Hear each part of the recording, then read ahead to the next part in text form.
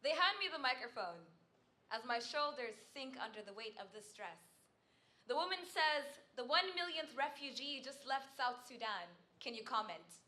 I feel my feet rock back and forth on the heels my mother bought, begging the question, do we stay or is it safer to choose flight? My mind echoes through the numbers. 1 million gone, 400,000 dead in Darfur, 2 million displaced, and this lump takes over my throat as if each of those bodies just found a grave right here in my esophagus. Our once country, all north and south and east and west, so restless, the Nile couldn't hold us together, and you asked me to summarize. They talk about the numbers as if this isn't still happening, as if 500,000 didn't just die in Syria, as if 5,000 aren't still making their final stand at the bottom of the Mediterranean, as if there aren't entire volumes full of fact sheets about our genocides, and now they want me to write one. Fact.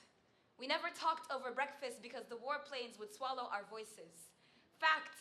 My grandfather didn't want to leave home, so he died in a war zone. Fact. A burning bush without God is just a fire. I measure the distance between what I know and what it's safe to say on a microphone.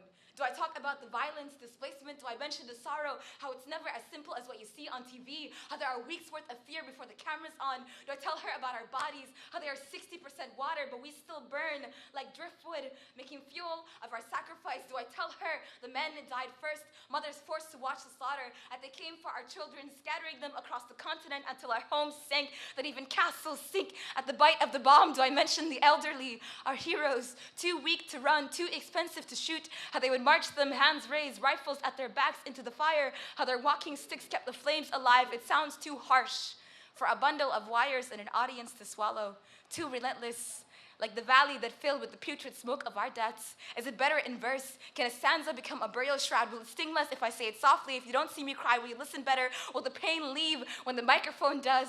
Why does every second feel like I'm saying my last 30 seconds for the soundbite, and now 3 minutes for the poem?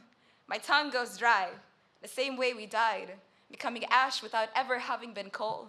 I feel my left leg go numb, and I realize that I lock to my knees, bracing for impact.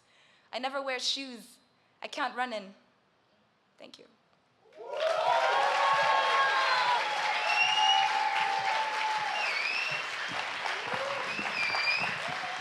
Atenção às notas juradas. Temos um 10, 10, 10, 9.9 e um 10.